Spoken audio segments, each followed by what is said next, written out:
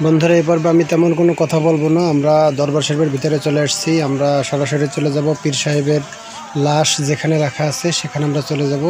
একটি সবুজ গম্বুজ বিশিষ্ট যে ভবন দেখবেন তার নিচে পীর সাহেবের লাশ রাখা আছে। আসুন।